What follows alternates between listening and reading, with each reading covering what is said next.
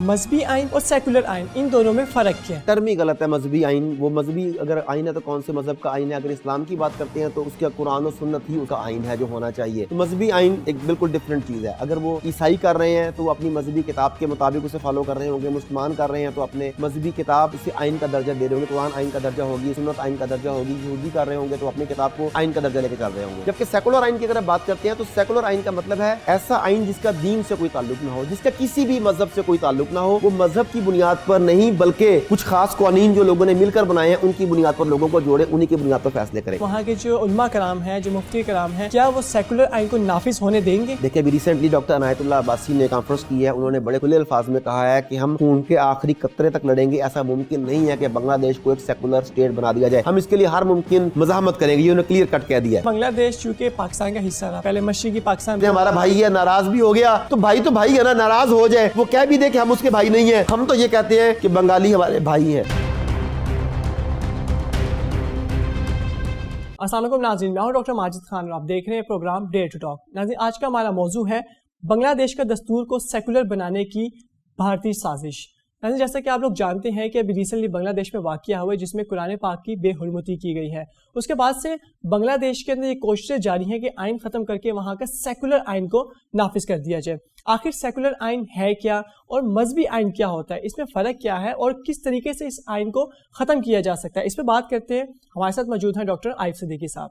السلام علیکم ڈاکٹر صاحب. جی وعلیکم السلام. ڈاکٹر صاحب, جیسا کہ آپ نے جانا کہ ہمارا جو ٹاپک ہے آج وہ سیکولر آئین کے متعلق ہے, تو سب سے پہلے تو میں چاہوں گا کہ ہمارے جو ناظرین ہیں انہیں آپ بتائیے کہ مذہبی آئین اور سیکولر آئین ان دونوں میں فرق کیا ہے؟ ٹرم ہی غلط ہے مذہبی آئین. وہ مذہبی اگر آئین ہے تو کون سے مذہب کا آئین ہے؟ اگر اسلام کی بات کرتے ہیں تو اس کا قرآن و سنت ہی اس کا آئین ہے جو ہونا چاہیے. تو مذہبی آئین ایک بالکل ڈفرینٹ چیز ہے. اگر وہ عیسائی کر رہے ہیں تو وہ اپنی مذہبی کتاب کے مطابق اسے فالو کر رہے ہوں گے. مسلمان کر رہے ہیں تو اپنے مذہبی کتاب اسے آئین کا درجہ دے رہے ہوں گے. قرآن آئین کا درجہ ہوگی, سنت آئین کا درجہ ہوگی. یہودی کر رہے ہوں گے تو اپنی کتاب کو آئین کا درجہ لے کے چل رہے ہوں گے. جبکہ سیکولر آئین کی اگر بات کرتے ہیں تو سیکولر آئین کا مطلب ہے ایسا آئین جس کا دین سے کوئی تعلق نہ ہو, جس کا کسی بھی مذہب سے کوئی تعلق نہ ہو.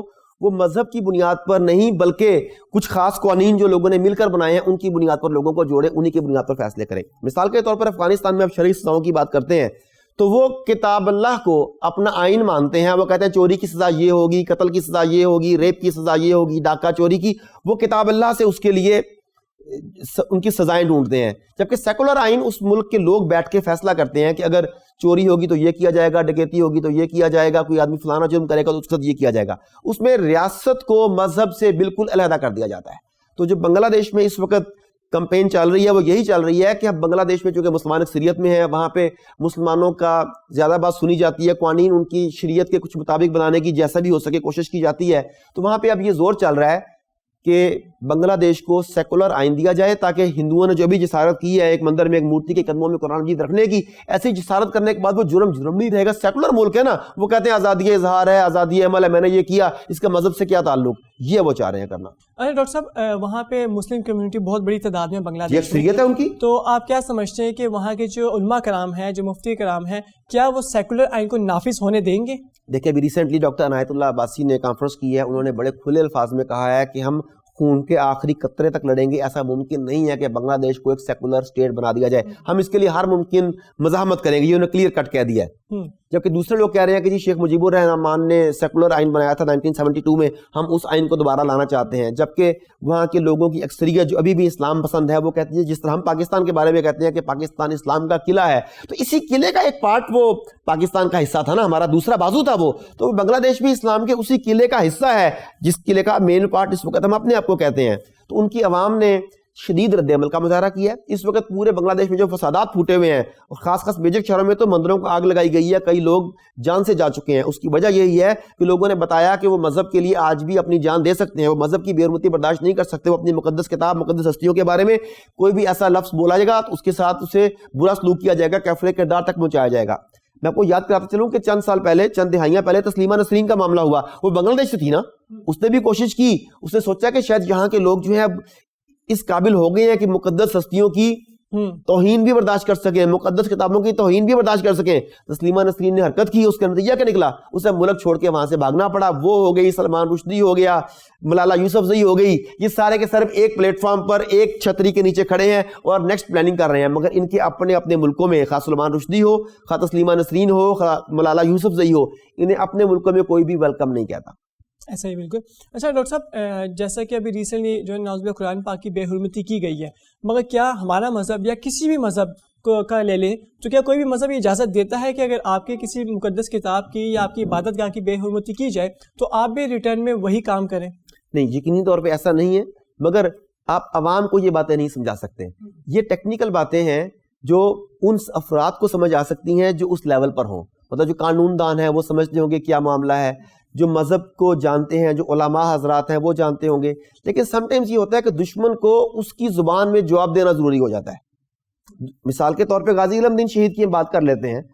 وہ راجپال ناشر نے جو کتاب پرنٹ کی تھی, اس کا تو نام لیتے ہوئے بھی شرم آتی ہے بہرحال, لیکن یہ چونکہ انفارمیشن عوام کو دینی ہے, رنگیلا رسول کے نام سے اس نے وہ کتاب شائع کی تھی. اب اس کتاب شائع کرنے کے جواب میں اسے قتل کرنا شاید قانون کے اور آئین کے مطابق نہیں تھا, قانون اور آئین کے مطابق نہیں تھا, مگر مسلمانوں کی تاریخ ایسے محبان رسول سے بھری ہوئی ہے جنہوں نے رسول پاک صلی اللہ علیہ وآلہ وسلم کی شان میں گستاخی کرنے والے کو کیفر کردار تک پہنچایا, اور اس نے وہ پہنچا دیا. اور جب اس نے کہا تو پھر اقبال سے منسوب فکرہ بھی ہے کہ تخانہ نہ منڈا بازی لے گیا, تو یہ انجام پہنچایا. اب جب انہوں نے قرآن پاک کی بے حرمتی کی اور لوگوں کو نظر آیا کہ اگر ہم نے اس کا سد باب اس وقت انہی کی زبان میں نہ کیا تو شاید یہ سلسلہ بڑھتا جائے, تو وہ موب ہے, وہ عوام ہے, وہ ماسز ہیں, انہیں آپ سمجھا نہیں سکتے اس وقت. ڈاکٹر صاحب, مودی حکومت جو ہے وہ سیکولرزم کو بہت زیادہ پروموٹ کر رہی ہے, وہ چاہ رہی ہے کہ اپنے ملک میں نہیں, دوسرے ممالک بنگلہ دیش میں خاص کر کے آج کل وہ بہت زیادہ پروموٹ کریے, مگر آپ نہیں سمجھتے کہ جب سیکولرزم آپ پہ ہو جائے گی, ٹھیک ہے, سیکولر آئین آ جائے گا,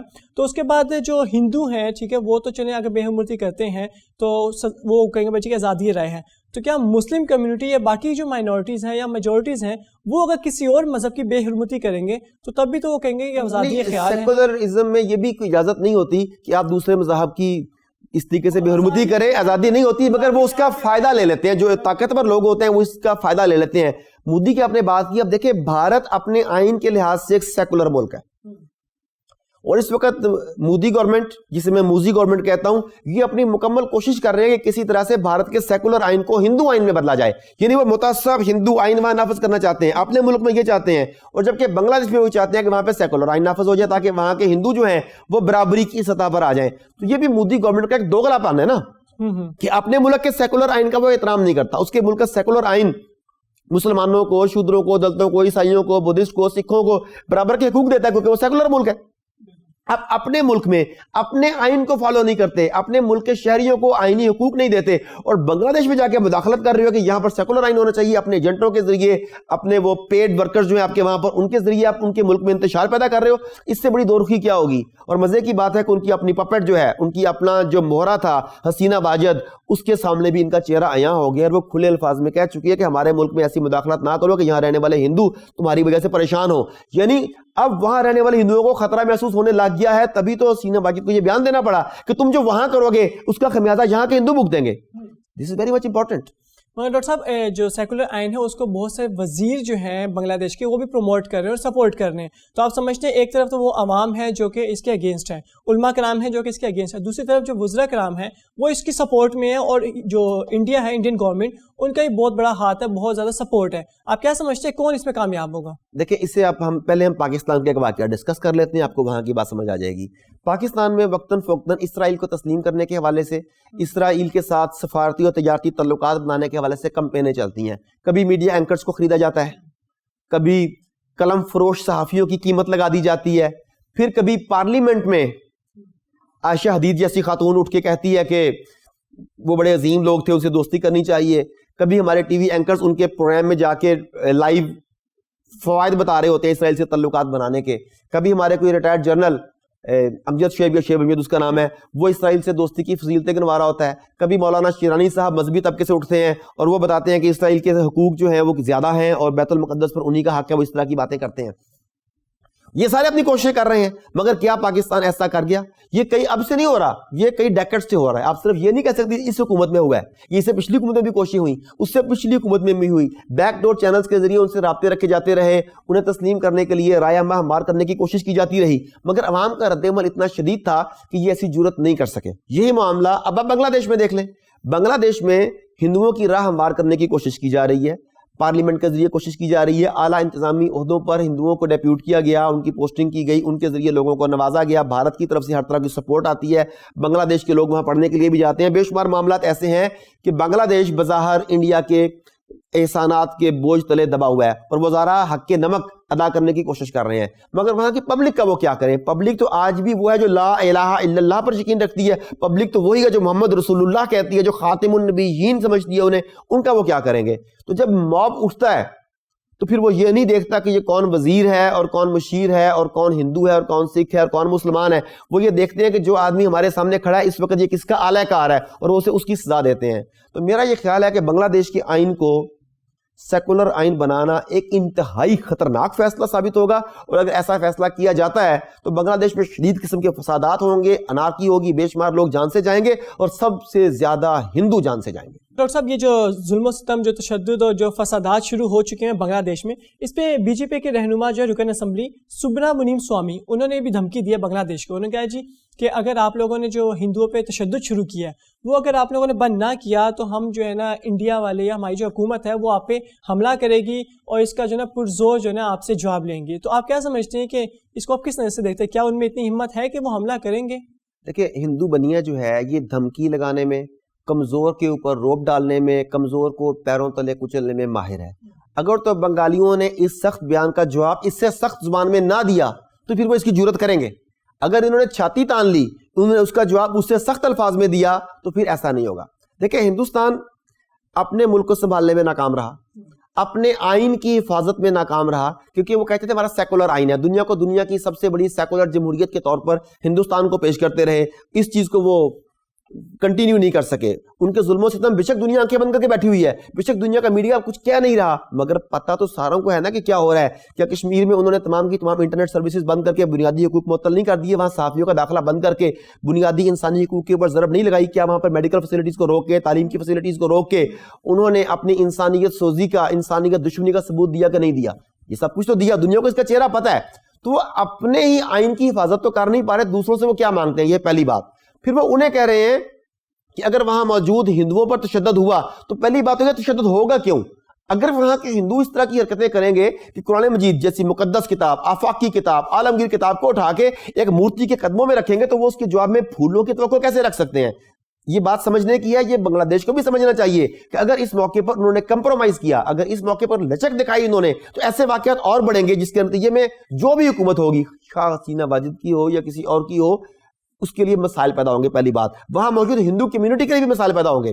ہونا تو یہ چاہیے تھا کہ بھارت کے وزیر یہ بیان دیتے کہ ہندو وہاں پر اقلیت میں ہیں, وہ اس ملک کے آئین کی پابندی کریں. ہونا تو یہ چاہیے تھا, انہوں نے بالکل اس کا الٹ کیا. تو یہ دھمکیاں دیں گے, سازشیں کریں گے, انہیں ڈی اسٹیبل کرنے کی کوششیں بھی کریں گے, اور اگر نرم زبان استعمال کی بنگلہ دیش نے, اگر انہوں نے کمپرومائز کی طرف آنے کی کوشش کی تو یہ فوجیں ان کی سرحد پر لا کھڑی کریں گے. لیکن اگر انہوں نے ایک قدم آگے اٹھا لیا تو یہ جھک جائیں گے, یہ سجدہ کریں گے. انہیں یہ ان کی فطرت ہے. 1000 سالہ تاریخ انڈیا کی بتاتی ہے کہ یہ طاقتور کو سجدہ کرتے ہیں, کمزور کو پیروں تلے کچلتے ہیں. ڈاکٹر صاحب, جیسا کہ آپ نے کہا کہ جو بنگلہ دیش کی حکومت ہے انہیں اس سے بھی ڈبل جو ہے نا ایک اچھا بیان دینا پڑے گا, ٹھیک ہے, پرزور خالی بیان نہیں دینا پڑے گا, اپنے عمل سے ثابت کرنا پڑے گا, دکھانا پڑے گا.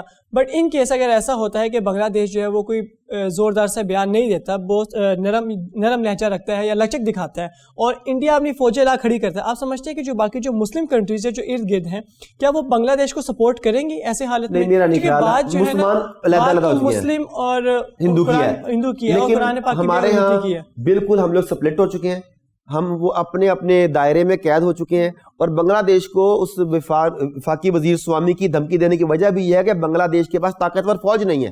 ہمارے یہاں پہ کئی لبرل حلقے جہاں پہ جو موجود ہیں, لبرل صحافی ہیں, لبرل دانش گرد ہیں, اس طرح کے لوگ ہیں, وہ بعض اوقات بنگلہ دیش کی اکانومی کو پاکستان کی اکانومی کے ساتھ کمپیئر کر کے کہتے ہیں کہ دیکھو ان کی فوج نہیں ہے, ان کی ISI نہیں ہے, ان کی سیکرٹ سروسز نہیں ہے, اور انہوں نے اتنی ترقی کر لی. یعنی انڈائریکٹلی وہ آپ کو یہ میسج دینے کی کوشش کرتے ہیں کہ اگر ترقی کرنی ہے تو فوج ختم کر دو, ترقی کرنی ہے تو ISI کو ختم کر دو, ترقی کرنی ہے تو پاکستان کے جو سیکرٹ سروسز کے ادارے ہیں قومی سلامتی کے, ان اداروں کو ختم کر دو گے تو ترقی کرو گے. وہ یہ کہنا چاہتے ہیں. اس وقت جو صورتحال بنگلہ دیش کی ہے اور اس سبرانیم وزیر کا جو بیان ہے, یہ ان سب پاکستان کے سیکولرز کے منہ پر ایک تمانچہ ہے. اگر بنگلہ دیش کے پاس مضبوط فوج ہوتی تو کیا انڈیا کا وزیر یہ جرات کر سکتا تھا یہ بیان دینے کی؟ مطلب کھلے عام اس نے دھمکی دی ہے جنگ کی. موجودہ دور میں کوئی جرات نہیں کر سکتا, مگر انڈیا کے وزیر نے جرات اس لیے کی کہ بنگلہ دیش کے پاس مضبوط فوج نہیں ہے, بنگلہ دیش کے پاس مضبوط انٹیلیجنس نیٹ ورک نہیں ہے کہ وہ آنے والے واقعات کا اندازہ کر سکیں. لہذا کسی بھی ملک کی سلامتی کے لیے جو چیزیں ضروری ہیں ان پہ کسی بھی صورت میں کمپرومائز نہیں کرنا چاہیے. دوسری بات, آپ کا سوال جو تھا کہ کیا مسلم ورلڈ ان کی مدد کرے گا, تو میرا یہ خیال ہے کہ ہمیں حقیقت پسند ہو جانا چاہیے. مسلم ورلڈ اس وقت کسی کی بھی مدد نہیں کر رہا. برما میں ہوا, مسلم ورلڈ نے مدد نہیں کی. کشمیر میں ہو رہا ہے, مسلم ورلڈ نے مدد نہیں کی. سنکیانگ میں ہو رہا ہے, مسلم ورلڈ نے مدد نہیں کی. فلسطین میں ہو رہا ہے, مسلم ورلڈ نے مدد نہیں کی. شام جل رہا ہے, مسلم ورلڈ نے مدد نہیں کی. یمن جل رہا ہے, مسلم ورلڈ نے مدد نہیں کی. مسلم ورلڈ صرف وہ اپنی نبیڑنے کے چکر میں پڑا ہوا ہے, اور یہی دشمن کا اس وقت سب سے بڑا پلس پوائنٹ ہے کہ دشمن اکٹھا ہے, ہم لوگ بکھرے ہوئے ہیں. بنگلہ دیش کو اگلی چال بڑی محتاط ہو کے چلنی پڑے گی. ڈاکٹر صاحب, بنگلہ دیش چونکہ پاکستان کا حصہ رہا, پہلے مشرقی پاکستان ہم تو ابھی بھی اسے اپنا حصہ سمجھتے ہیں, ہمارا بھائی ہے, ناراض بھی ہو گیا تو بھائی ہے نا, ناراض ہو جائے, وہ کہہ بھی دے کہ ہم اس کے بھائی نہیں ہیں, ہم تو یہ کہتے ہیں کہ بنگالی ہمارے بھائی ہیں. بالکل ایسے ہی. تو کیا آپ سمجھتے ہیں کہ ایسے حالات میں پاکستان جو ہے نا وہ لازمی, آپ سمجھتے ہیں جیسے ابھی تو آپ نے کہا مسلم ورلڈ ایگزسٹ نہیں کر رہا جو کہ کسی کو سپورٹ کر سکے, بٹ کیونکہ ہمارا بنگلہ دیش کے ساتھ ایک ہم اس کا حصہ رہے ہیں, تو ایسی کنڈیشن اگر ہو جائے تو کیا پاکستان جو ہے نا وہ سپورٹ کرے گا یا نہیں کرے گا؟ اور دوسرا یہ کہ پاکستان اور بنگلہ دیش کی الگ ہونے کی مین وجہ کیا رہی تھی؟ دیکھیں, پاکستان اوپنلی سپورٹ نہیں کرے گا. اس کی وجہ یہ ہے کہ بنگلہ دیش کی گورنمنٹ ہر جگہ پر پاکستان کی مخالفت کرتی ہے, پہلی بات. پھر پاکستان بین الاقوامی قوانین کا پابند ہے, اور یہی المیہ ہے. پاکستان کو اللہ کے قوانین کا پابند ہونا چاہیے تھا, پاکستان کو رسول اللہ صلی اللہ علیہ وآلہ وسلم کے بتائے ہوئے اصولوں کا پابند ہونا چاہیے تھا. مگر جو قومی حکومتیں بنائی گئیں, انہیں جغرافیائی سرحدوں میں تقسیم کیا گیا, پھر انہیں بین الاقوامی قوانین کے تابع بنایا گیا. اور یہ بین الاقوامی قوانین اللہ رب العزت کے بنائے ہوئے نہیں ہیں, یہ طاغوت کے بنائے ہوئے ہیں, یہ صلیب کے بنائے ہوئے ہیں, یہ سیہون کے بنائے ہوئے ہیں. تو ان قوانین کے تحت پاکستان وہاں پہ مداخلت نہیں کر سکتا. لیکن سیہون کا صلیب جب چاہے, خواہ وہ سوڈان کا معاملہ ہو, خواہ وہ صومالیہ کا معاملہ ہو, یہ وہاں پر اپنی فوجیں پیس فورس کے نام پر اتار دیتے ہیں. تو آئی تھنک پاکستان اوپنلی مدد نہیں کرے گا, کر سکتا ہی نہیں شاید. لیکن ہمارے بارے میں, پاکستانیوں کے بارے میں کہا جاتا ہے کہ سارے جہاں کا درد انہی کے جگر میں ہے. مسئلہ فلسطین میں ہوتا ہے, احتجاج ہم لوگ کر رہے ہوتے ہیں. مسئلہ کشمیر میں ہے, دل ہمارے سلگ رہے ہیں. مسئلہ یمن میں ہے, شام میں ہے, آگ ہمارے اندر لگی ہوئی ہے. مسئلہ افغانستان میں ہے, پیسے ہمارے یہاں سے جا رہے ہیں, بندے ہم انویسٹ کر رہے ہیں اس کے اندر. سارے جہاں کا درد ہمارے جگر میں ہے. اس اگر پرانی اپنی تاریخ کو دیکھیں تو ہم شاید ہڈن بیک ڈور چینل سے ان کی کچھ نہ کچھ مدد ضرور کریں. یہ ہمارا اخلاقی فرض بھی ہوگا, ہمیں کرنی بھی چاہیے. وہ ہمارے بھائی ہیں, اور یہ پاکستان کی سیکیورٹی کا بھی معاملہ ہے, یہ ہمیں کرنی چاہیے. دوسری بات جو آپ کے سوال کا دوسرا حصہ تھا کہ بنگلہ دیش ہم سے علیحدہ کیوں ہو گیا, یہ تو دو بھائی تھے. جو بنگلہ دیش میں تاریخ پڑھائی جاتی ہے وہ اور ہے, جو پاکستان میں پڑھائی جاتی ہے وہ اور ہے, جو ہندو تاریخ بتاتے ہیں وہ اور ہے. اگر ان ساروں کو اگر آپ کمبائن کریں نا, اس میں سب سے پہلے نمبر پر آتا ہے ہندو سازشیں. ہندوؤں نے مکتی بانی نام کی ایک تنظیم بنائی, اس کے ذریعے بے شمار لوگوں کو بنگلہ دیش بھیجا گیا. ان میں اساتذہ بھرتی کیے گئے, وہ کالجوں اسکولوں میں لوگوں کی ذہن سازی کرتے, ایسے قلم کار خریدے گئے, ایسے اینکرز خریدے گئے. اس وقت بھی ہمارے ہاں کے اینکرز کی طرح کے اینکر موجود ہوتے تھے نا, جن کے ذہنوں میں زہر بھرا گیا, اور ہندوؤں نے اس زہر کو ہمارے خلاف استعمال کیا. یہ پہلا ان کا پارٹ ہے. مگر اس سے ان کا قصور نہیں ہے, اس میں اپنوں کی غداری بھی شامل ہے. ہمارے اپنے لوگ ایسے تھے جنہوں نے اپنی کرسی بچانے کے لیے, اپنے مفادات کے لیے, اپنے اقتدار کو دوام دینے کے لیے, انہوں نے اپنے مسلمان بھائیوں کی عزت جان مال کے اوپر کمپرومائز کرنا گوارا کر لیا. اس میں ہمارا اپنا قصور بھی ہے. پھر صاحب اقتدار کی مفاد پرستی, جو ہمارے یہاں صاحب اقتدار لوگ تھے, انہوں نے اپنے اقتدار کو بچانے کی خاطر اپنا آدھا بازو کٹوا لینا گزارا کیا. ان کی طرف جو صاحب اقتدار لوگ تھے, انہوں نے بھی قربانی کا ایثار نہیں سیکھا. آپ کو یاد ہوگا کہ جب رسول اللہ صلی اللہ علیہ وآلہ وسلم اس دنیا سے رخصت ہوتے ہیں تو خلافت کا مسئلہ آتا ہے, تو سب سے پہلے انصار سے ایک صحابی کو پیش کیا گیا کہ انہیں خلیفہ بنایا جائے اور ان کی بیعت کی جائے. مگر جب قریش کی طرف سے صدیق اکبر رضی اللہ تعالی عنہ کو نامینیٹ کیا گیا تو ان لوگوں نے سٹیپ واپس لے لیا, انہوں نے کہا کہ ٹھیک ہے ہمیں امت کو اکٹھا رکھنا ہے. ہمارے سامنے تو ایگزامپل موجود تھی. تو اگر یہاں کے لوگ اقتدار پسند تھے, مفاد پرست تھے, تو اس ایک خاص موقع پر تھوڑے سے وقت کے لیے اگر بنگلہ دیش کے اقتدار پرست لوگ تھوڑی سی قربانی دے لیتے تو شاید اتنا بڑا معاملہ نہ ہوتا. اس کے بعد دیکھیں کہ ہندو بنیے نے بنگلہ دیش میں پاکستان کے خلاف خفیہ تحریک چلائی. مکتی بانی تو وہ ایک تحریک ہے جس کا کتابوں میں ذکر ہے. اس کے علاوہ راہ نے پتہ نہیں کس طریقے سے چھوٹی چھوٹی تنظیمیں بنا کے کس طریقے سے انہوں نے کام کیا, لوگوں کے ذہنوں کو کس طریقے سے آلودہ کیا, یہ بھی آپ کے سامنے ہے. پھر اس کے ساتھ ساتھ انڈیا کا اثر رسوخ ہوا بڑھتا گیا. جیسے جیسے انڈیا کا اثر رسوخ بڑھتا گیا ان کی مالی معاونت بڑھتی گئی. جب مالی معاونت بڑھتی گئی تو بنگلہ دیش کے لوگ جو ان کے محتاج ہوتے چلے گئے. تو انسان جس کا کھاتا ہے اسی کا بولتا ہے. اور اس سب کا نتیجہ اینڈ پر یہ نکلا کہ ہمارا ایک بھائی, ہمارے جو دو دل ایک ساتھ دھڑکتے تھے وہ علیحدہ علیحدہ ہو گئے. ہم کہتے تھے ہمارا بازو علیحدہ ہو گیا. جس دن بنگلہ دیش علیحدہ ہوا ہے تو اپنے والدین سے پوچھیے گا, اس دن پاکستان میں لوگ پھوٹ پھوٹ کر روئے. ان کے گھروں میں ایسا سوگ کا عالم تھا جیسے ان کا کوئی انتہائی قریبی عزیز فوت ہو چکا ہو. ڈاکٹر صاحب بہت عرصے سے جو ہے پاکستان, ہندوستان اور بنگلہ دیش, ان کی جو عوام ہے, حکمرانوں کی بات نہیں کروں گا میں, عوام جو ان کے درمیان میں بہت محبت رہی, پیار محبت سے رہی ہے, کیونکہ کافی عرصہ ایک ساتھ گزاری انہوں نے. مگر ابھی پچھلے کچھ 1-2 ڈیکیڈ سے دیکھنے میں مل رہا ہے کہ جو عوام, عام عوام, ان کے دلوں میں بہت زیادہ نفرتیں پیدا ہو گئی ہیں. اس کی کیا وجہ؟ اس کی سب سے بڑی وجہ اس کا آپ کا میڈیا ہے. آپ کا میڈیا جسے ہم اگر چند چیزوں میں لے آئیں تو اس میں فیس بک ہے, اس میں یوٹیوب ہے, اس میں ٹویٹر ہے, اس میں انسٹاگرام ہے. یہ 4-5 جو مین چینلز ہیں یہ تمام کے تمام کنٹرول ہو رہے ہیں سائنس کے ذریعے. اور اب یہ دیکھیے کہ فیس بک کی ایک ڈیٹا سائنٹسٹ فرانسس ہاگن اس کا نام تھا, ابھی اس نے ریسنٹلی سینٹ میں بیان دیا ہے, اس نے ریسنٹلی سیکورٹی ایکسچینج کمیشن کے سامنے بیان دیا ہے جس میں اس نے بتایا ہے کہ انڈیا یہ پورا سب کانٹیننٹ ہے, انڈیا, پاکستان, بنگلہ دیش, سب کانٹیننٹ بر صغیر میں فیس بک کی پالیسیاں نفرت کو ہوا دینے والی ہیں, بی جے پی کو سپورٹ کرنے والی ہیں, بھارتی جنتا پارٹی کو سپورٹ کرنے والی ہیں, مودی گورنمنٹ کو سپورٹ کر کے مسلمانوں کو کچلنے والی ہیں. وہ ایسی پالیسیز کرتے ہیں کہ مسلمانوں کو دہشت گرد ثابت کیا جائے, ایسی پوسٹوں کو وائرل کیا جاتا ہے. ان کا الگوریدم ایسا ہے کہ مسلمانوں کے خلاف ہونے والے ہر ظلم کو چھپا دیا جاتا ہے اور مسلمانوں کی جانب سے تھوڑے سے احتجاج کو بھی دہشت گردی بنا کر دکھایا جاتا ہے. تو اس میں آپ کا سوشل میڈیا مکمل انوالو ہے. اس خطے کا عدم استحکام یورپ کی چمک دمک کی ضمانت ہے. اگر یہ خطہ واپس استحکام حاصل کر لیتا ہے تو یہاں پہ تو سونے کی چڑیا تھا نا, لوگ یہاں پہ ملازمتیں کرنے کے لیے آتے تھے. آپ کے وزیر اعظم نے کہا تھا نا کہ میں پاکستان کو ایسا بنا دوں گا کہ لوگ وہاں سے ملازمتیں کرنے آئیں گے, وہ نہیں کر سکا, لوگوں نے اس کا مذاق بھی اڑایا. مگر در حقیقت تاریخ تو یہی بتاتی ہے کہ اس خطے کو سونے کی چڑیا کہا جاتا تھا. یہاں پوری دنیا سے لوگ ملازمت کرنے کے لیے آتے تھے, تجارت کرنے کے لیے آتے تھے. انڈو پاک برصغیر پاک و ہند کا جو علاقہ ہے, اس علاقے میں آنا, اس علاقے سے تجارت کرنا, یہاں ملازمت کرنا ان کا بہت بڑا خواب ہوتا تھا. تو اگر آج بھی یہ استحکام پیدا ہو جائے تو ہم اپنا اسٹیٹس دوبارہ حاصل کر سکتے ہیں. بہت شکریہ ڈاکٹر صاحب آپ کا, تھینک یو سو مچ. ناظرین, ہمارے جو جتنے بھی عوام ہیں, چاہے آپ کسی بھی مذہب سے تعلق رکھتے ہو, کسی بھی فرقے سے تعلق رکھتے ہو, مگر سب سے جو کامن چیز ہے وہ انسانیت ہے. ہم سب کے اندر انسانیت ہے. ہمیں چاہیے کہ ہمیشہ ایک دوسرے کے ریلیجن کی, ایک دوسرے کی فرقے کی جو ہے عزت کریں اور ایک دوسرے کا خیال رکھے, بجائے اس کے کہ چھوٹی چھوٹی سی بات پہ دنگا فساد شروع کر کے امن و امان کے حالات کو خراب کیا جائے اور ہمارے جو برصغیر ہے, ہمارا جو خطہ ہے, اس کے استحکام کو بھی خراب کیا جائے. تو اس سے اچھا یہی ہے کہ ہم لوگ پیار محبت سے, امن و امان سے ایک دوسرے کے ساتھ رہیں اور ایک دوسرے کی رسپیکٹ کریں. اپنا بہت سارا خیال رکھیے گا. ہمیں اجازت دیجیے, پھر ملاقات ہوگی. اللہ حافظ.